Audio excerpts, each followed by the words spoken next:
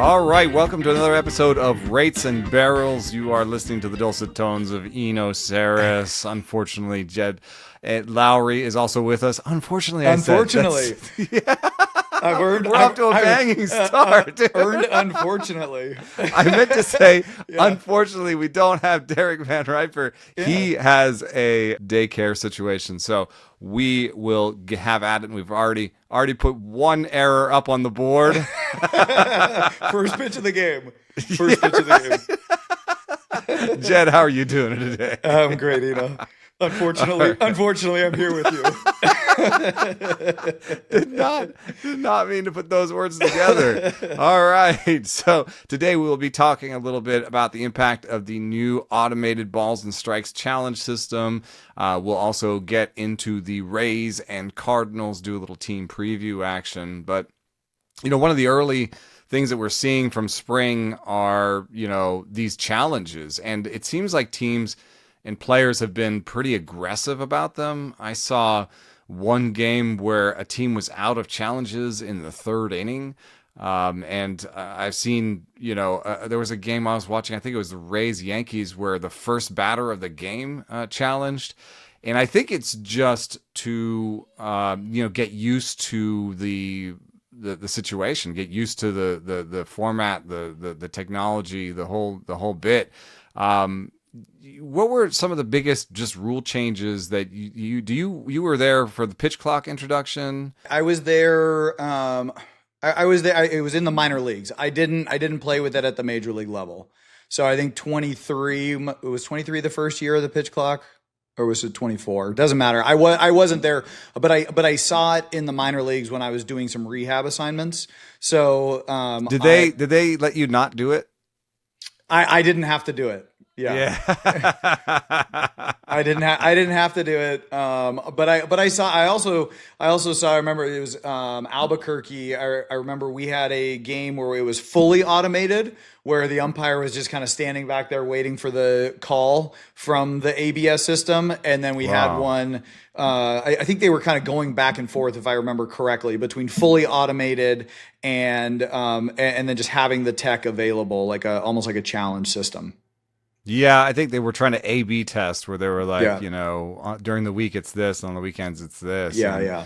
I think that really played with some pitchers' heads, and we saw somebody like Jared Jones really struggle. And so, I one thing that I want to say is, there are 750,000 pitches in a season. And so when you hear something like, last year there were 15,000 called balls in the strike zone and 11,000 called strikes out of the strike zone. That sounds like a lot, but it ends up being not so much. It ends up being about a 7% error rate over the course of a season, which is amazing considering they're human beings. I mean, I can't believe they can do it that well. I would have much worse than a 7% error rate if I was standing back there.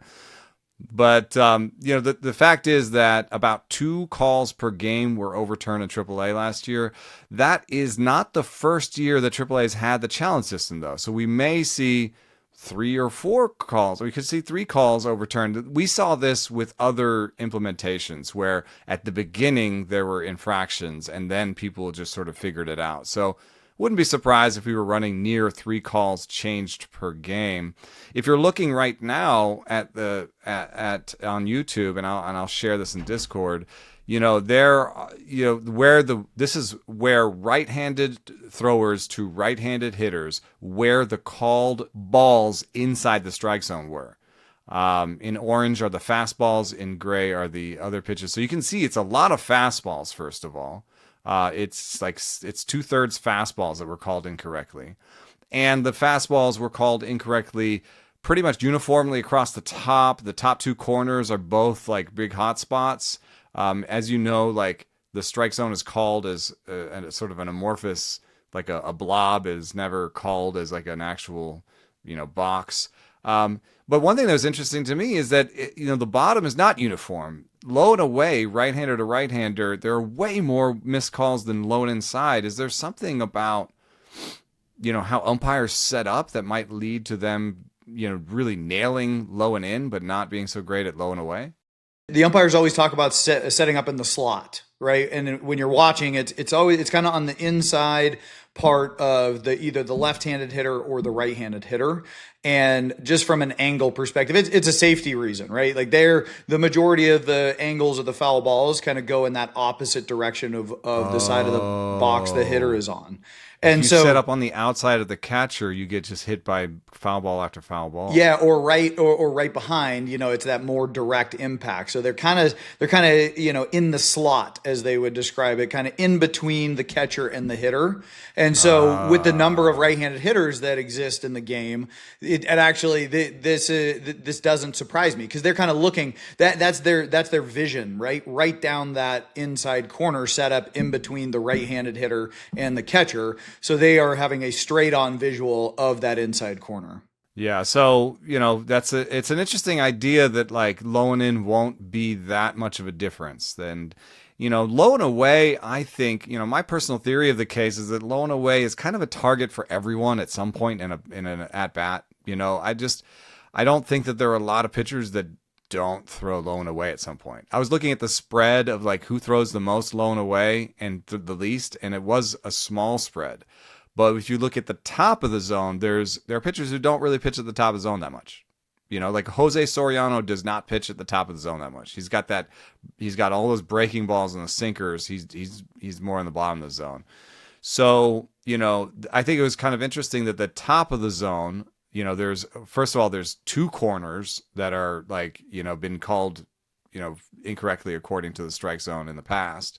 So instead of one corner. And then on top of that, there are pitchers that go there more often. So my takeaway from the piece was that like people like Joe Ryan and George Kirby might be more affected than somebody like a Jose Soriano, because they're trying to get strikes up there. Jason Stark had this piece where they said, well, there is no top of the strike zone anymore. And that's because if you look at the oval, and I'll actually share this piece too. This, if you're looking on YouTube right now, is the difference between the ABS zone and the called zone. And you can see, since it's an oval, at the top, there are some strikes that were called strikes at the top that aren't in the zone. Because it's kind of an oval, and it's actually really tight on the corners. They're really good on the sides, but at the top and the bottom, there are strikes that are called incorrectly, that are outside of the zone. If you have good command and you live up there, maybe you can get those corner calls and not lose the top call. That's how I'm squaring, like, some people saying there is no top of the zone, and then us saying, well, the top of the zone actually has extra strikes in it if you hit the corners.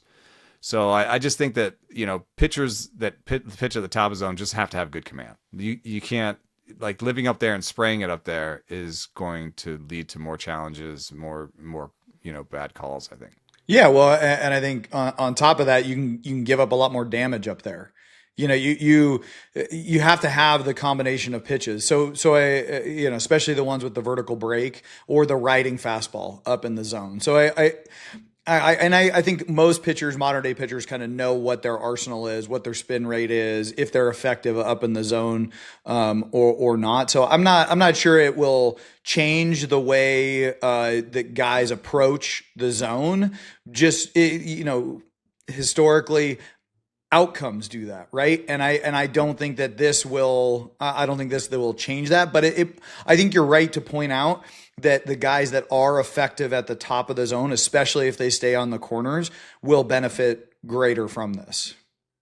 Yeah, and the question of, how much this will impact any one player versus the game, I think, goes back to that 750,000 pitches thing and the 2 or 3 overturned calls per game. If it's only 2 or 3 overturned calls per game, you divide that by 2, and then you're saying that, the call goes a single way for every pitch, for one pitcher all the time. You're still talking about 15, 20 calls over the course of a season for one pitcher. It's not going to change any one player's life, most likely. I mean, maybe it'll get in their head. Maybe, Kirby and Ryan live upstairs and they get a couple calls, overturned against them and they go, oh God, what is happening? Or maybe the umpires, call a little bit shorter of a zone at the top because now they're being judged this way. But one thing we saw last year was they already changed the way umpires are graded to effectively have an ABS challenge zone. Right. We saw that the zone last year looked more like the AAA zone the year before. Right. So they kind of prepared everybody for this by doing that. I don't like that they kind of did it outside of what they're supposed to do with rule changes. They kind of did it back end by being the way they evaluate umpires, as opposed to being like, we're changing the strike zone.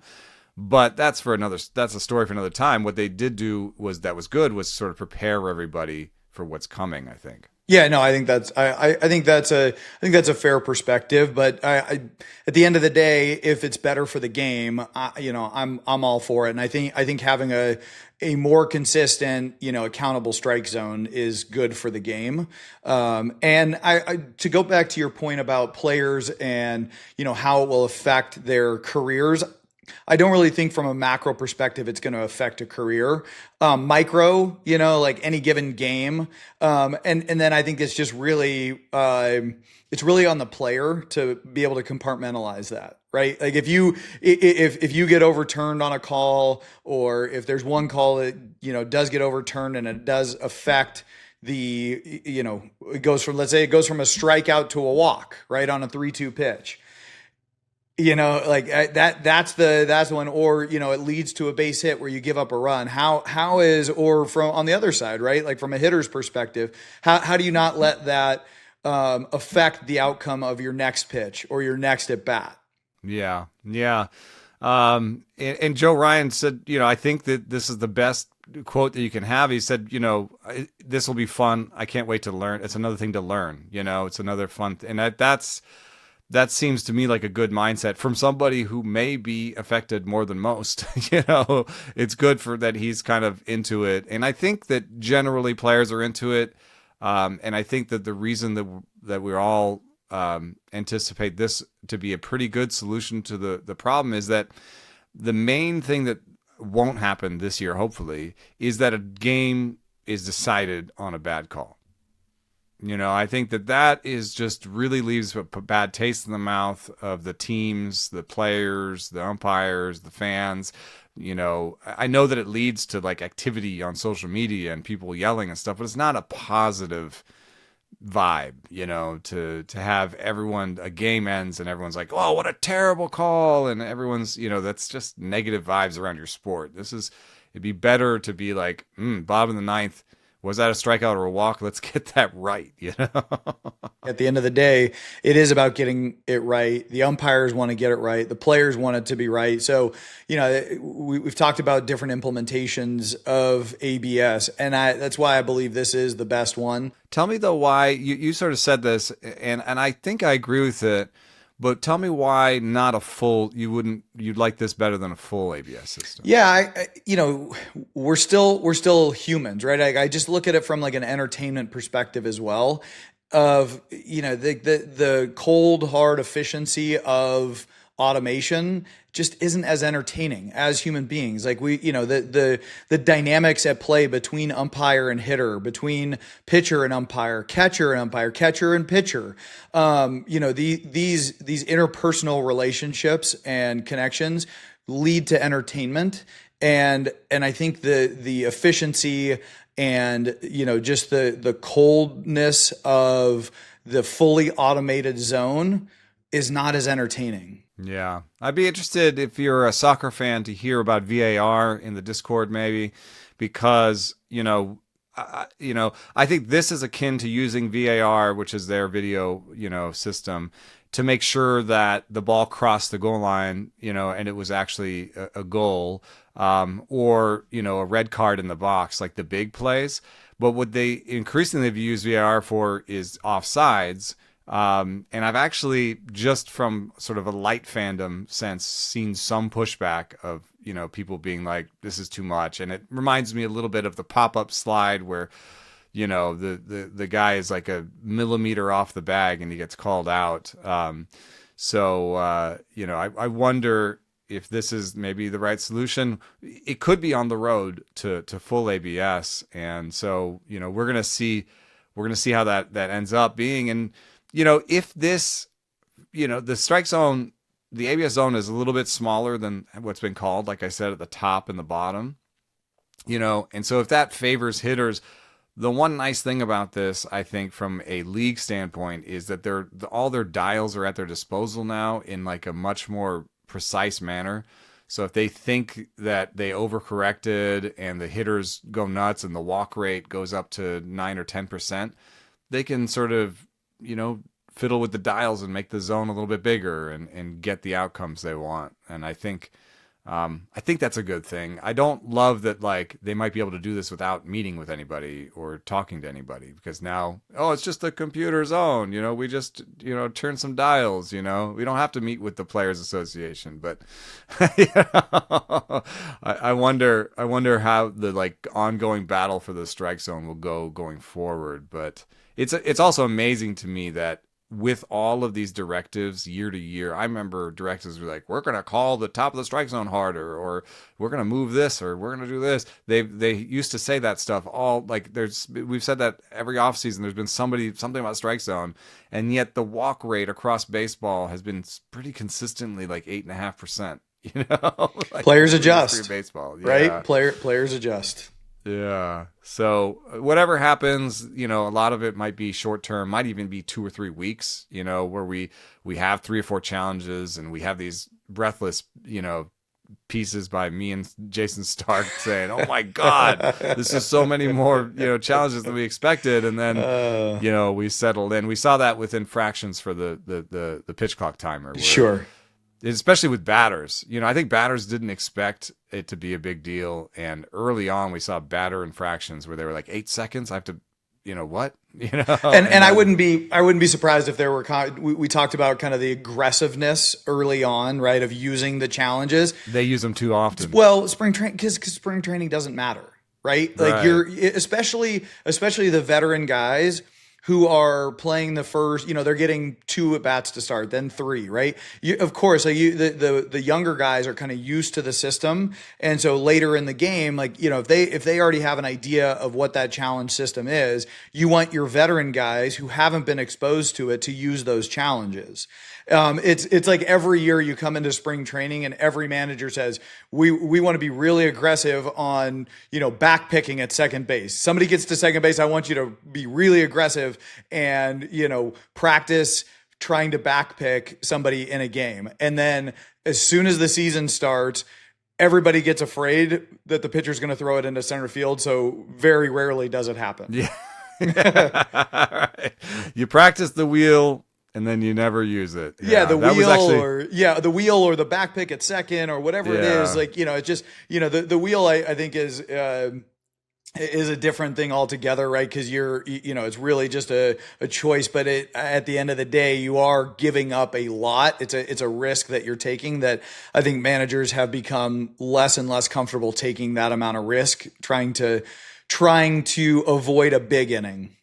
All right. So, I think that'll be an interesting thing to watch this season. The Rays are an interesting team to watch every season just because they're always coming and going at the same time. So when you read the list of ins and outs on the hitter side, you've got Brandon Lau leaving and Josh Lowe leaving. This is after a season in which the Rays went 77-85 and fell to the back of the AL East. And you say, oh, that's a rebuild season. They'd ship out Jake Mangum and Christopher Morel. But then you look at the ends, and there are a lot of veterans, win-now veterans, like Cedric Mullins on a $7 million contract, and Gavin Lux nearing free agency, and Jake Fraley on a short little deal. The Jacob Melton deal, that's more of a rebuilding type deal where they went and got a prospect that they think can play center field. But Ben Williamson came over from Seattle. And Justin Henry Malloy is in town as well. So I think just that list alone kind of gives you a clue that this team has just multiple timelines in their heads at all time, and they're always thinking about this year and next year and the year after that when they're building their rosters. I wonder what that looks like just off the cuff. I just think of what that looks like in the front office if they have a projected 2028, 2029 roster, and if that's easy to access. And anytime they're talking about stuff, they're like, oh, he could be our third baseman in 2030. I mean, you have, like, to your point, you kind of have to, right? You want to win now. You're seeing if you catch lightning in the bottle for this year. And then at the same time, you're planning for next year. And so that's a hard balance. And when you look at the depth chart on Fangraphs, they've only got 3 guys who are projected to qualify as everyday guys. When Caminero, Yandy Diaz, Jonathan Aranda. Everybody else is projected to, fall below that 503 or 505 plate appearance threshold to qualify as everyday guys. And so that's just kind of how they build their teams. And this year is no different. Yeah, I think that what's awkward for them is that Junior Caminero, Jonathan Aranda, Yandy Diaz, not much defensive value in that 3. So yes, they need those guys for offense because this has typically been a team that, scrapes runs together, more than, dominates in that category. And so they're going to be mixing and matching up the middle. No name embodies that more than like Cedric Mullins, bringing him in to be your center fielder. But I think if you're talking about like who could be one of the 5 everyday players on this team, I think you want to look at the premium defensive positions as places where, oh gosh, it'd be really great if we just had somebody that played every day. Could we have an everyday shortstop? Could we have a everyday center fielder? That would change things about this. And so I highlight something like, as much as I've besmirched Chandler Simpson's name on this podcast, like he's working with Kevin Kiermaier right now. He has all the tools to be a great center fielder. I think Mullins could easily go to a corner platoon if Chandler Simpson wowed everybody and said, no, I'm actually a good defensive center fielder.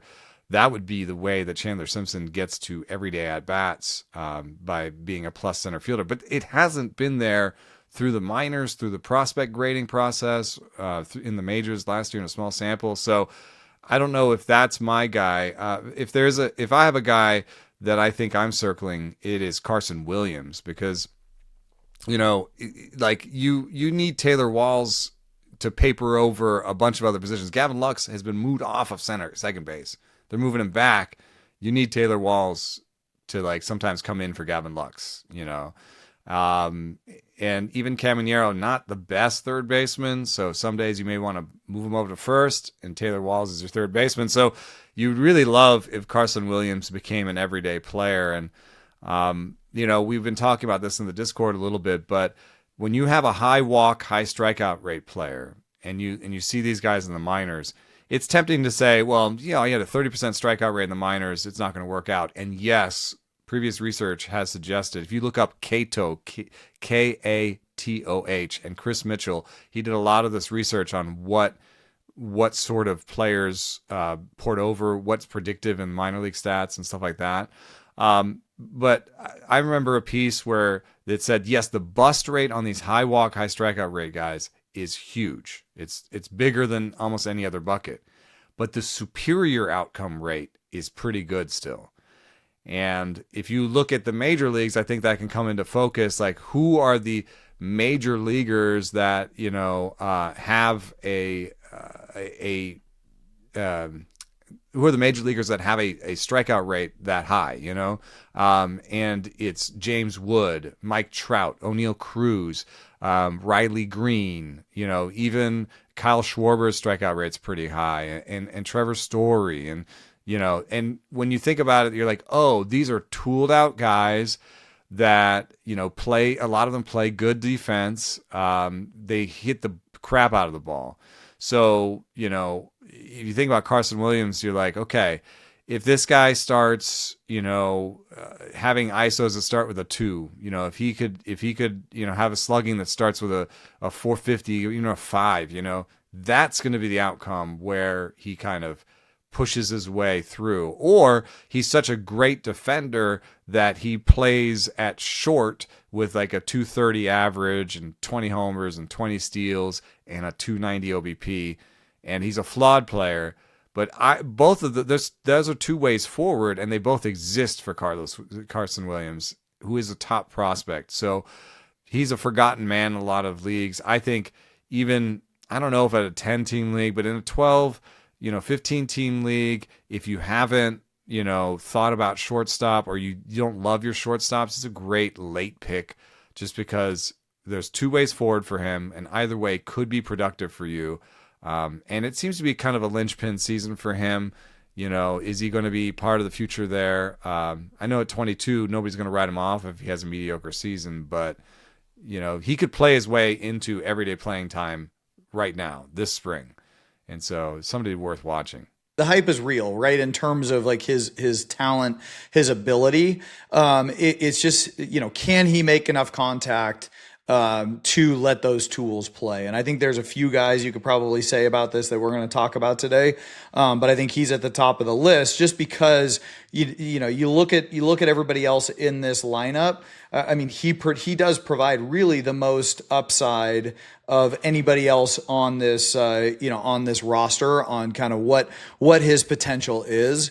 And so having somebody like that, at a minimum has to be good defensively, and he's graded out well defensively in the minor leagues.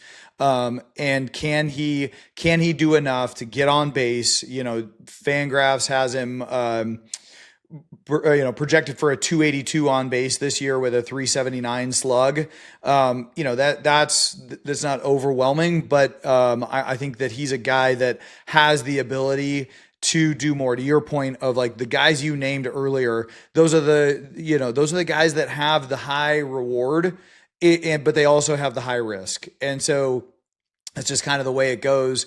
And knowing who you are as a player and knowing the pitches you handle, that will be, and how you adjust, that will be the key to any player, but particularly somebody like Carson Williams is like, who are you as a player?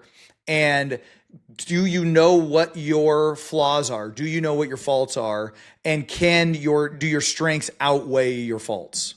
Yeah, there's interesting thing going on here though with first, when it comes to the rule of five, they have Chandler Simpson lefty, Cedric Mullins lefty, Jake Fraley lefty, and Gavin Lux lefty. They have four guys there that you'd want to platoon, but you can't. No, and so I think a lot of this will just depend. A lot will depend in the outfield. I mean, we need Fraley, Mullins, and Simpson, right? Lefties right at the top. You have Malloy that can come in and help with some of those left-handed, particularly the tougher left-handed at bats. You have Johnny DeLuca who can come in and help in some of those situations. But we talked about Chandler Simpson earlier. I think a lot of it, the speed, obviously, the athleticism off the charts. The one thing that I looked into is that kind of jumped off the page to me was the chase contact rate. 77% chase contact versus a league average of 58. For somebody who has, bat speed that is well below average, to me, even with the speed, he has to be more selective in the zone. He can't go up there and just put the ball in play. I think that the more selective he can get, because if he hits the ball, if he can just get the ball, into the outfield a little bit more, as opposed to, just slapping the ball on the ground, I don't think it's as effective anymore as it used to be. But defenses are too good. They are reacting. I mean, you're going to have infielders that play in more because of his speed to cut off the weak contact. Right there, if I'm managing against Chandler Simpson, I'm saying do not let the weak contact beat us. Right, like play at a depth that if he makes weak contact, he's not going to beat it out. Yeah, like with how Luis Arias gets played, so far in 270 feet out. Actually, Chandler Simpson was right there with him. Yeah, so well, and that they're coming 20 feet in on average. Well, and you're talking about outfield. I'm talking about infield depth too, right? Like I don't like, even like, especially somebody like this, and he knows the strike zone. I mean, he doesn't swing and miss a lot, obviously, given his skill set, but he doesn't strike out a lot either. But the chase rate, like I said, the chase rate to me is, and maybe I should take that back because the walk rate is only 4%, in terms of like commanding the zone, and maybe he's just not swinging and missing and not striking out because he has a lot of weak contact. But if I'm Chandler Simpson, I'm trying to shrink my zone, or at a minimum, make less contact out of the zone, because the bat speed just isn't there. And I think and that's not a knock. That's just a, hey, like, get a better pitch to hit so you can drive the ball through the infield, even if that's a ground ball. Because if I'm a coach, like I said, I am bringing my infield depth in as well. Yeah, that brings up a fascinating aspect I think is relevant to a lot of the hitters here, which is that chase rate. When we looked at chase rate by itself, that was a thing that we long loved on this podcast, but then we realized that using that in tandem with zone rate was more effective in terms of predicting outcomes. You can be aggressive in the zone, that can handle a higher chase rate. And you can have a really low chase rate, but be so passive in the zone that you kind of underperform. And that really the best players are aggressive in the zone and not aggressive outside the zone, right? Well, and that's, that absolutely, I mean, his Z swing percentage is 62% versus 67 for the league. Yeah. So so when you look at his chase rate, you say, well, he has a 30% chase rate. It's not that high. Yeah, but he's passive in the zone. Right. So that's not a great combo. And then you add in that he's 20 points higher on the chase contact. He's making a ton of contact, which the only assumption is that it's weak contact out of the zone. Slugging percentage is like 250 points lower on pitches outside the zone. Exactly. Yeah. But if people are looking for a rubric here, like 30% zone minus chase, which is what he has, is on the bad side, and 40% is on the good side. I mean, this is important for a lot of their hitters. Jonathan Aranda, it was a pretty aggressive guy. He's a little bit more aggressive in the zone, so he's right around that 35% mark last year.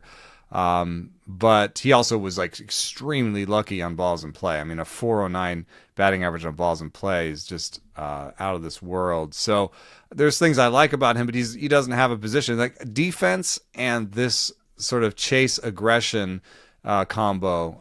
If you want to look at Williams through this lens, he also comes up a little bit short. He had a 30 last year. He had 35% difference between zone. So a little bit better than Chandler, but not as good as the sort of 40% guys. So that's one thing. And then the defensive value is another aspect I keep coming back to, because how do you decide which lefty is going to stay in the lineup against lefties? Because the reason I said that you can't platoon 4 spots is because you need to have a catcher. You only have 4 bench spots, so you can really only platoon 3 spots. And so somebody is going to have to play between Mullins. And I wonder if this just leads to maybe even something as crazy as Simpson not making the major league team, because you can't platoon him while you're platooning Mullins, Fraley, and Lux. And maybe something as crazy as either Melton just makes the team outright because he has a great spring, or Justin Henry Malloy is, like a starter. Like there are some surprising outcomes that may come out of the fact that, one of the other ones would be that somebody like Lux or Fraley or Mullins just plays against lefties. However, I would say those guys project uncomfortably close to league average overall. And those types of players are really susceptible to being platooned, because if you are league average overall, that means you're a little bit better. You're like a 105 WRC plus guy against opposite-handed. That means you're like a 85 WRC plus guy against same-handed.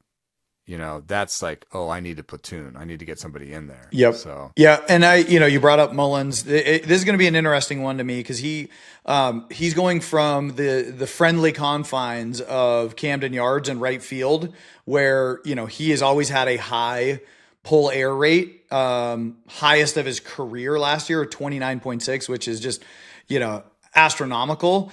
The Trop plays okay down the line, though, right? Man, it's very different than Camden. It's a very different environment than Camden. And if you just look at Mullins's OPS last year, I mean, he had a 106 in Baltimore last year, and then gets traded and has a 62 in New York. And so, somebody who is pulling the ball in the air as much as he did last year, I'm just not sure that that's going to work in the Trop as it did in Baltimore. Yeah, the one thing that I come back to though is that once they pay real money for a player, they usually give them a pretty good shot at playing time. That's is why in deeper leagues, I've circled Jake Fraley. Just I know he's 30 and probably a platoon left-hander, but he's competent in most of the ways of the game, and he's projected for like a 320 OBP, and he has power and speed a little bit. I feel like there's a non-zero chance that maybe he just plays against lefties and he's just the guy, because if Mullins isn't as good, and he's barely playable, then you really want to platoon him. And if Fraley just hums along and he's like, I have a 90 WRC plus against both sides and like I'm just fine, then you might just end up playing him. But on the pitching side, they're in better shape, I think. On the pitching side, maybe that's been true for the most part in Tampa Bay history. But Drew Rasmussen, I think some of the kid gloves will come off this year, another year removed from surgery. And he did manage to put up 150 innings last year. So I could see him getting to 160, 170, maybe allowing him to go deeper into games and becoming more of a guy who can get some quality starts and get more wins. But he's just an underrated guy. A mid threes ERA, really good strikeout rate in the past. Last year it dipped a little bit, and it's tempting to say maybe that's a post-surgery thing, but the results were so good. I'm not arguing against it. And, Pepio has been my guy in a lot of drafts. Shane McClanahan's a big question mark. And then they've got two guys that are kind of stretching into the role in Steven Matz and Nick Martinez. I think it's okay to have two guys like that because Joe Boyle and Ian Seymour have a fair amount of upside. And if the Matz and Martinez things don't work out, those are guys who both have played in pens, pitched in pens before, and they can just go to the pen, which, got a hit with Uceta being hurt, and could use maybe another arm down there. So, I like, out of this, I've been drafting Rasmussen and Pepio, and Griffin Jacks, who now seems like a solid top 15 closer that's going at cheaper than that prices. I know there's some risk that, like a Clevenger takes some lefty saves away from him, but, I think Jack still gets to 20 saves and has a really good season. So I think it looks like a very Raisian pitching staff. And, now we come to, the PECOTA win total. It's 81.9, so about as average as you can get. And I get it because you look at the hitting and you say, well, this is not the greatest hitting. And then you look at pitching and you say it's pretty good. And we'll balance it out, 500 team. Do you see enough upside in the hitters to say that projected win total is too low? I'm going to say it's just right on this one because of there's too many unknowns for me. I mean, between Carson Williams, Gavin Lux, Chandler Simpson, Justin Henry Malloy, Cedric Mullins, Jake Fraley. The guy we didn't talk a lot about was Yandy Diaz, and he's just such a solid player. We talked earlier about where he's going in drafts, and it sounds like a guy that is kind of a high floor player that if you pick up, and I wouldn't be surprised if he ends up his career 814 OPS. There's no reason to believe that he's not going to be that guy again. But there's so many unknowns on the hitting side. Caminero's amazing talent. If he can cut his chase rate down just a little bit, I think there's actually another gear there. I don't know if it leads to more home runs. They played, at the minor league ballpark there, and which was very favorable throughout the year. So I don't know if the home run total gets to that point again, but the kid is just unbelievably talented, and I do think there's another gear there. All that being said, with all the question marks, the pitching is there. And so for that reason, I'm just, the Rays in my mind, I'm looking at the hitting and saying there's no way they get to 82 wins, but the Rays always find a way. And so I'll say it's just right. Yeah, I think the only way, Williams is Carson Williams projected for like one win. And just a little weird update, whiffs.org, which is a great place to look at the different efficacies of the different projection systems. Whiffs.org, like tests all the different systems. They did a recent update to some of their data. Some of their coding. They found some sort of line error in their coding. And Zips turned out to be the best projection system for batting last year. Zips has always loved Carson Williams and says he's a 2.5 win player next year. And obviously, in the parlance of, 81.9, and 1.4 more wins is not going to change how I grade this. I think it's still just right.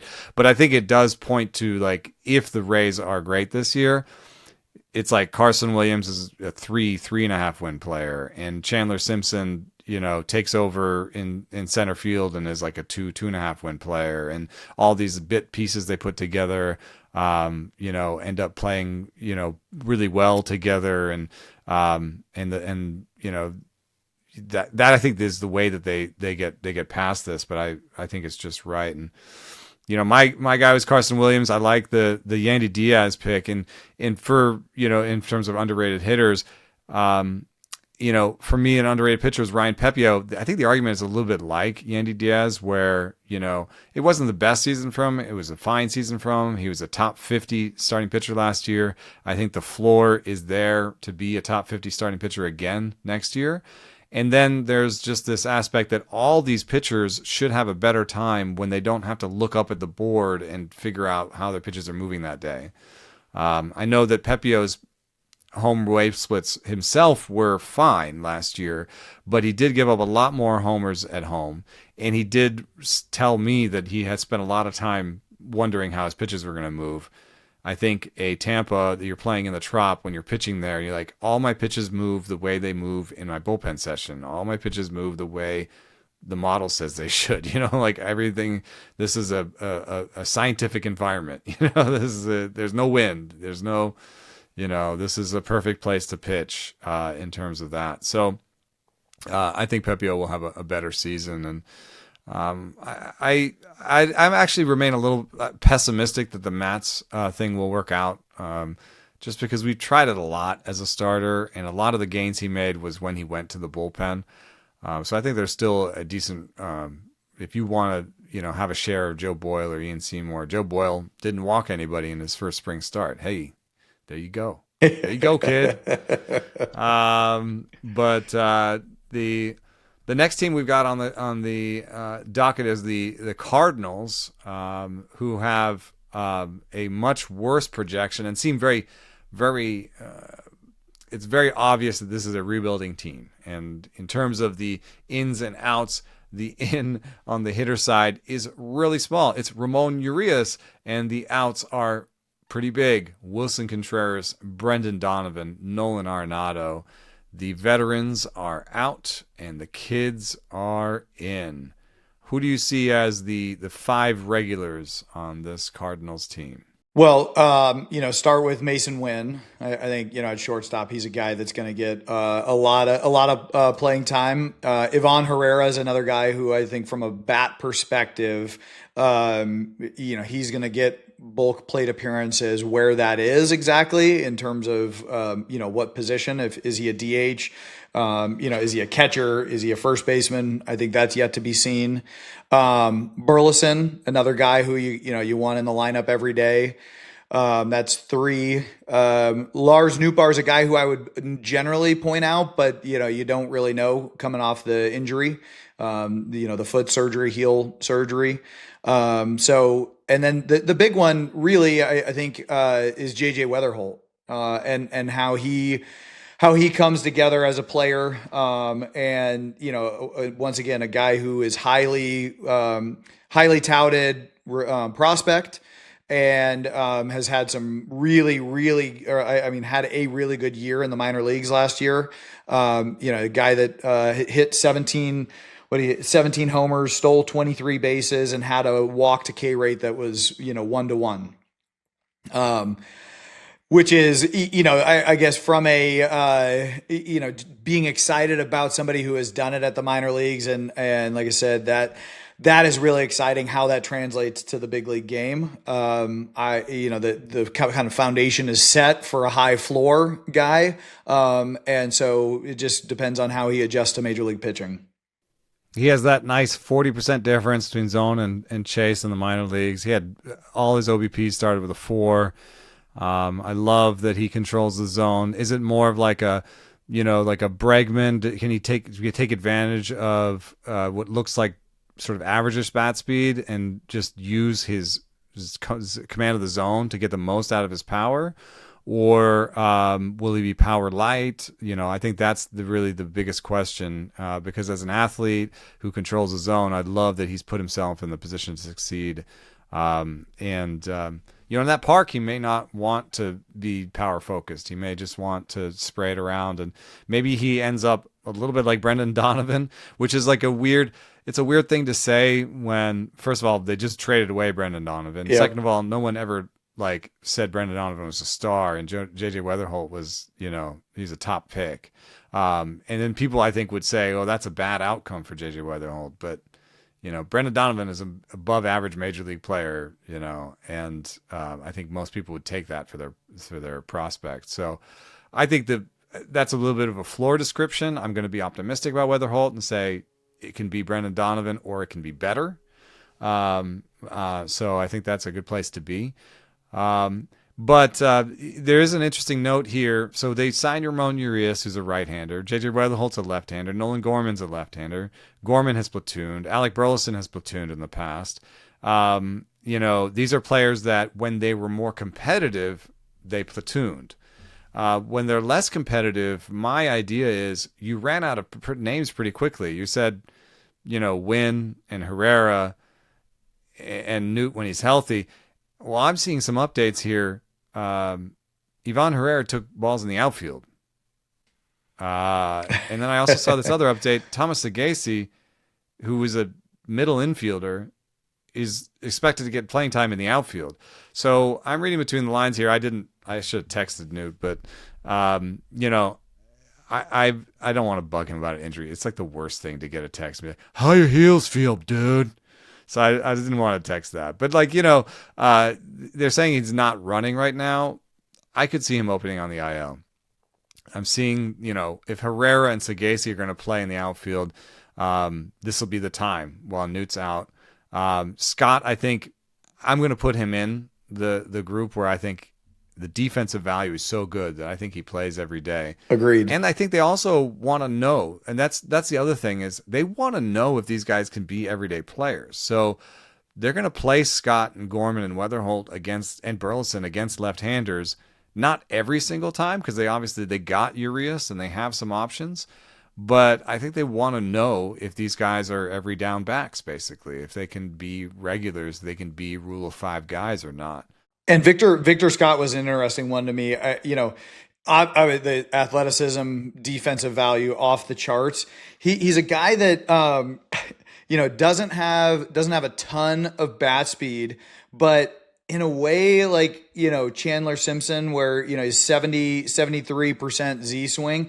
But the thing that absolutely blew me out of the water when I looked at this, he has a career 43.7% first pitch swing percentage versus a league high average of 30%. And so, that to me, you've got, you look at this, doesn't chase a lot, 24% chase rate in the 73rd percentile, walks at a 61, 61st percentile, 9% walk rate. Why are you swinging at 43% of first pitch, pitches? Like this is, you don't have a huge, bat speed. You're, in the bottom 10% of bat speed in the league. It almost feels like you're going up there like predetermined first pitch swing if you're swinging at 43% of them. So, I mean, I'd like to see a guy that, walks at a decent rate and doesn't chase a lot to almost, it's weird to say, but be less aggressive, especially on the first pitch. Like get into the bat a little bit and see if you can work a pitch, work in a bat, especially with the speed that he has. Right. Yeah, like a 305 OBP. What if that's 330 or 340? Like he could be a leadoff guy even if he doesn't hit for power. Yeah. I do. There is a relationship there though, where if you don't have much power, and he may not, they're more willing to fill up the zone on you, and so maybe he's just seeing they're throwing me first pitch fastballs in the zone. Like I'm going to be aggressive on it because if I can't do anything on that, then they're just going to fill up the zone on me, and it's not going to be a good at bat. No, I don't disagree with that, but at the same time, get some timing, get some timing down, and maybe the trajectory systems, and he feels confident to swing at that first pitch as soon as he steps in the box. But I just I'm not sure the outcome, and I can't do a deep dive on the fastball, first pitch fastballs on this, but you got a run value of 0 on the fastball, four-seamer -1 in 2024. Like, what's the upside? It's not like you're going out there and, hitting a bunch of extra base hits on this first pitch anyway. Yeah. I do think the defense will keep him out there a little bit like Wynn. I am a fan of Wynn's though, because where, Scott and Wynn have some similarities in their profile. Wynn strikes out less. He has more bat speed. He has more power. He has the ability, I think, to get close to league average power. And if he ever did, it would be, I guess at 2024 he was pretty close, but if he crossed that 150 ISO threshold and got to 20 homers, he's always had the foot speed and hasn't been aggressive on the base paths, but now he's a couple years into the league. Could he get to a 2020 season, 275 2020 season at shortstop? That'd be something that'd probably be worth around 4 wins. Could get him into an All-Star game in a given season, depending on what the other shortstops are doing. So I think that Wynn has more upside. He's definitely in every day. Yep, agreed. I'm going to give Scott in every day because of that. I'm going to put Newbar on the IL to begin the season. I'm going to give Walker every day because this is just the year that he has to do it. No doubt. They have to, this is a new regime. He's never been sort of given 600 plate appearances. He's never even crossed 500 in the major league. So I think he also spent in the entire offseason at Driveline just working on, and I don't think that there's anybody who's like, oh, he went to Driveline, but just the words he said about it was he was working on swing shape. And I just think that sounds good to me because he's always had premium bat speed. He's a top 10 type guy with bat speed, and he's just pounded the ball into the ground and struck out more than you'd expect. And just, it looks like, when you say that you said pre-show there was some his swing was a bit of a mess. What do you see when you look at Jordan Walker's swing? Yeah. So we did a breakdown on him last year. And I pointed out, on the batting stance in particular, the amount of movement that occurs in Jordan Walker's swing from, his open stance to, pitch release, closing, to then opening back up again. I'm not as worried about or interested in the swing, like the swing path per se. I'm worried more about the movement in the stance and the, starting open to closing off to opening back up. It's just, there's a lot of forces kind of working against yourself in that scenario where there is that much movement, is particularly with the, with that like rotational plane where you're kind of going from open to close to back open again, and maybe that's what he's talking about when he's talking about and what they talked about at Driveline when it comes to swing shape. I would look at it more as like a stance, and like, being more linear with the path than rotational, because there's no reason that a guy with the tools that he has, the bat speed that he has, you're talking about arm strength in the 96th percentile, bat speed in the 99th, sprint speed in the 84th. Like, this is a big guy who moves really, really well. And so you mentioned this earlier. This is kind of his year to make or break. I just see this as a make or break year. Like here's your opportunity, kid. We've kind of tore this thing down. We're gonna rebuild. Who are you as a major league player? And then I do want to point out one thing about Wynn, because I agree with you on everything. And this is almost the exact opposite case as Victor Scott. In 2024, he had an OPS plus of 104, and he had a first pitch swing percentage of 28%. In 25, that dropped to 18.6%, and his OPS dropped to 90. And I don't know if that was an injury issue or there was something else or a swing change, but he's got to stay aggressive in the zone. And for me, like if he's getting a pitch early in the zone or early in the at bat that he can handle, like go get it, kid. Like you have the ability to drive the baseball and to hit line drives. I mean, I've watched a number of his at bats. The bat to ball skills to me are there, and so be aggressive. Like it's almost the exact opposite of Victor Scott for me. Like neither one of these guys are going to blow you away with their bat speed, but one is hyper aggressive on the first pitch, and one is way too passive. Yeah, we got to smush them together. Player smushing machine on line 3. But I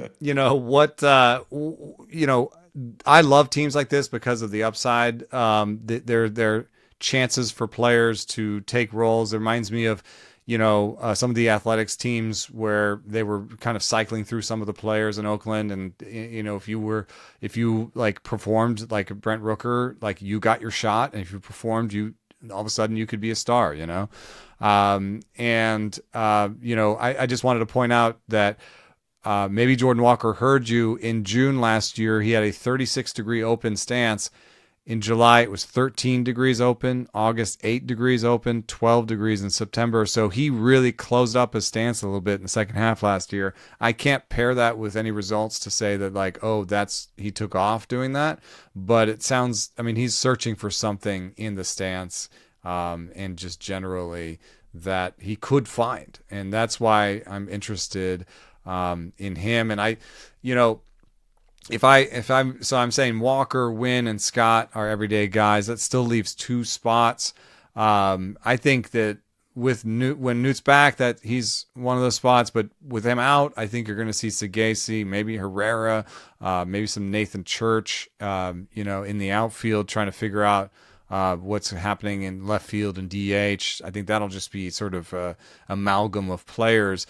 So that actually leaves, while Newt is out, I think everyday roles for 2 out of the 3 of Nolan Gorman, J.J. Weatherholt, and Alec Burleson. Sometimes you might be tempted to say, well, J.J. Weatherholt's a rookie, and why don't you just give him everyday at bats? But I think there's also a school of thought is, why don't you put him in this position to succeed? And why don't you make sure that J.J. Weatherholt sees righties more at the beginning, just because you want him to have confidence and do well, and you don't want him to, see Chris Sale, and strike out 4 times really early in his career. So I could see them being more like, hey, we'll get more out of the season if Weatherholt, plays 450 plate appearances, that he does really well, start seeing lefties more in the second half after we prove that Nolan Gorman and Alec Burleson are everyday players. And we trade those guys. So, that's the reality of being a team that's in there.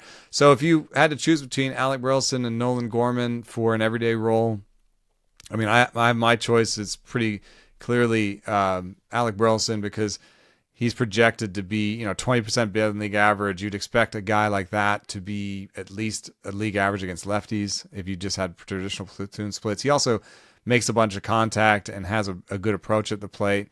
He's sort of a 35% difference there between zone and reach. And, I just think that he's an accomplished player that, they could either make him an everyday player and have him until 2029 as an everyday player, or, pump him up into an everyday player and trade him Gorman's flaws are a little bit more obvious. You see it the same way? Yep, I see it the same way. I think Burleson. I'm looking kind of to your point of like the chase percentage being in the 28%, right around league average. But the one thing that I do think, as he's 27, and so I think this is a big year for him to really refine, where his pitches are and what his zone is. Because here's a guy who's making chase, his chase contact rate is 10 full points above the major league average.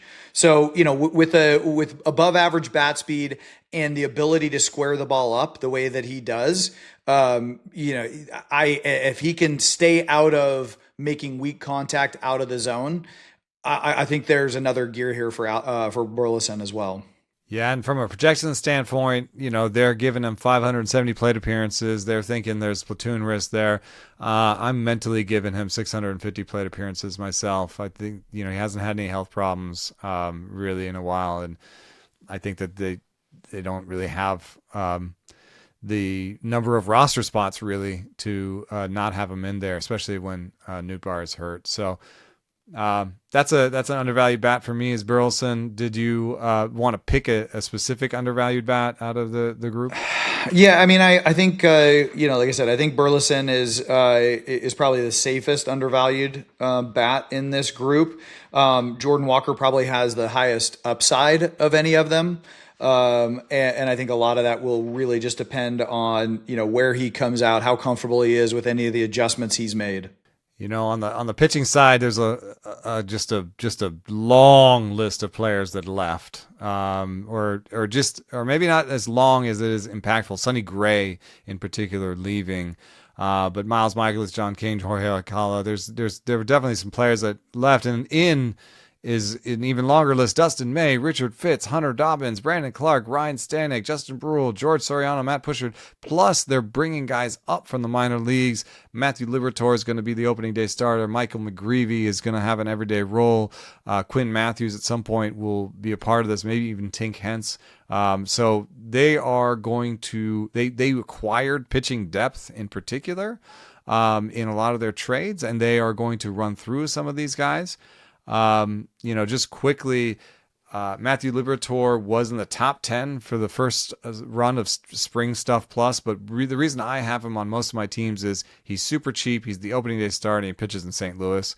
I mean, that's a good enough of a use case in any sort of fantasy league. And I think it's, the other thing that's a sort of soft qualities about Liberatore is that, he has 6 pitches, and he's coming to camp talking about adding a splitter. So he's going to have 7 or 8 pitches. He has pretty decent command of all of them. And he's a left-hander. I mean, there are all these things other than, knockout stuff that seem to be in place for him to succeed, Yeah. It's sometimes it's like, hey, he's got the opportunity. It's a pitcher's park. And he's got a lot of pitches. One of those pitches could be better this year. So I have a ton of Matthew Liberatore, but Andre Palante has a new kick change, and he's in the rotation. He's an interesting option for really deep leagues. Did you ever face Dustin May? I did in his very young. I don't know if it was his rookie year, but I remember distinctly facing him in the Coliseum when he was with the Dodgers, and it felt like he was throwing 99-mile-an-hour left-handed sliders.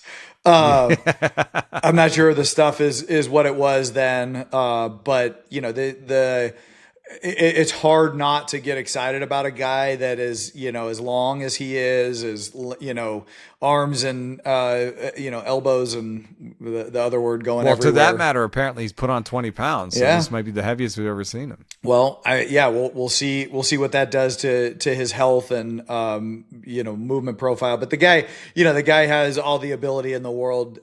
Does he stay healthy? Can he throw enough strikes? That keep that walk rate down, because the stuff is still good enough to strike people out. And so, he's a little bit of a wild card, but a guy that is going to get opportunity, in an organization that is ready to give guys that chance. Yeah. He's become, like, to your point about the stuff not being quite what it used to be, he's become a little bit more conventional. His slot has dropped a little bit. And so as that slot has dropped, he's kind of a sinker sweeper guy. The velo has dropped along with it a little bit. And so he's just become a little bit more conventional where he used to be, literally 99 miles an hour in 2020 on the four seam. Now it's 95.5. And the movement is less unexpected because he's got the lower slot and the sideways movement.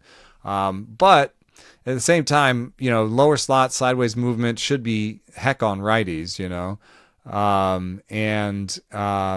lefties, if he can command the cutter that he was trying to use last year, if he can command the four seam, he has used different fastballs in the past. And so I've got Dustin May in more than a few places. It's a similar situation to Liberatore. I'm like, hey, if I can use him half the time, I get 75, 100 innings of pretty good outcomes. Maybe one of the guys that we've not been talking about enough and might be the most undervalued in this rotation is Kyle Leahy. He was a reliever last year, and so when you look at his stuff numbers, which above average on the four seam, above average on the curve, above average on the sinker, and you look at his strikeout to walk, which was 22-8, it's just barely above league average, but it's pretty good. You say, wow, this is that's great. It's going to be affected by the move to the rotation. He's going to not have quite as good stuff. But I will say that some starters, there's a little bit more of an art than a science when it comes to how much velo and stuff you'll lose going from the bullpen to the rotation, because some guys retain that ability to just be like, you know what? I know now what it feels like to just go all out for one inning. I'm going to do it for 5, And there are other guys who be like, no, I really have to pace myself. This isn't going to work. So I think with Kyle Leahy, at his age, he's 28, and, where he is in terms of arbitration, he's ARB eligible next year. He's going to see this as a huge shot.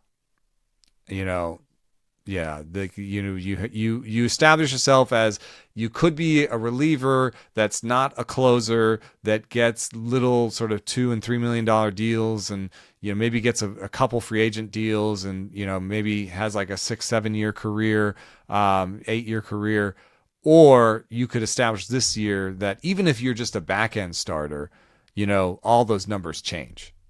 So I could see him averaging 95 again, in the rotation, just as he averaged 95 in the bullpen last year, because he's like, here we go, this is it. I do like Richard Fitz, Hunter Dobbins, and Quinn Matthews a little bit. I think they're going to end up in the minor leagues to start the season. And so those are guys to kind of, and I like Fitz the most of them. Those are guys to circle. In the bullpen, Riley O'Brien, if he's healthy, he's got a little bit of a calf issue now. I think he's, perfectly fine. Him and Robert Garcia are late closers that I'm willing to take as my third guy. And I think a calf issue, hopefully it doesn't turn into, he's scheduled to throw a bullpen session. He's going to be fine. Relievers can ramp up faster. And I think as a righty, he's going to have more of the save chances than Jojo Romero, the lefty.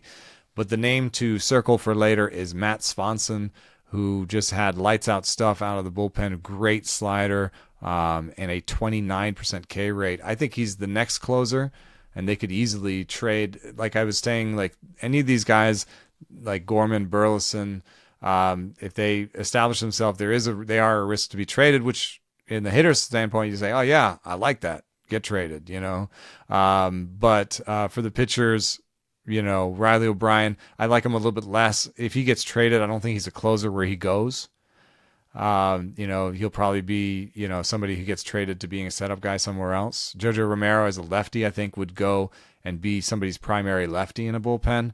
But Swanson would be the guy that I like to close. The PECOTA win total on this team is 66. Are we going to be boring and give them a just right on both of them today? God, I don't want to, but I've just for the exact opposite reasons that we talked about with the Rays, where there was nobody from the batting side that really jumped off the page, and the pitching carried it. I feel like there's a lot of names on the offensive side that I could get excited about on this team. And so, not to be boring, I'll say it's too low, just because I think that there are some bats that could break out this year, and it sounds like they have a few arms in the back end of the bullpen that could be effective, and if they can get some, if they can string together some starts from some of these guys that they're given maybe a second chance to, 70 wins, a couple more than projected. I don't think this is a team that stands to make the playoffs, but I could see them winning a few more than 66. They haven't been the most aggressive team in terms of tech and being a progressive pitching development team, or, there's been some problems, I think, in terms of, keeping up with the Joneses in St. Louis when it comes to player development. And yet they're a competent team every year. People joke about the Cardinal way, but there's something about the way they coach players, the way that they, bring players to the big leagues, the way that they scout players. I don't know what it is.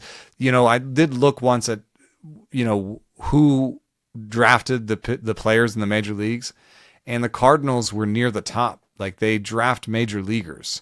And it's not always the highest upside, but like, they seem to have a sense of like, is this competent enough defense? Can this guy actually play a position? What is the position? Where can he play? What can he do? And can we coach him to his abilities? Can we coach a Nolan Gorman and a Mason Wynn? Because these are totally different players. And they seem to do an okay job. So I think I'm going to get with you and say, last year I thought they were a terrible team. I'm looking at the standings. They won 78 games. I think the same thing will happen where it's like, this looks like a terrible team, but over the course of the season, they actually put together a lineup where you're like, oh, okay, this is working. Maybe they don't sell. And maybe the whole idea that I want to give Chaim Bloom like maybe a C or a C minus, because if I'm rebuilding, I want to trade for hitting. And he seemed to trade for a lot of pitching. On the other hand, maybe he says, hey, you guys are undervaluing our bats. We got J.J. Weatherholt. We got Alec Burleson. If Jordan Walker busts out and Mason Wynn busts out, we might actually have the core here right now. Exactly. That's kind of where my gut was going. Yeah. Yeah. So actually, I think I agree. So, maybe even Chaim Bloom agrees where he says, no, I mean, the hitting it's not in terrible shape and not as bad as people think. And we're going to find guys this year. Ivan Herrera might bust out and just be like, 120 WRC plus bat with Burleson. It might really work out. So when I look at this team and in terms of winning now, what I need is pitching depth.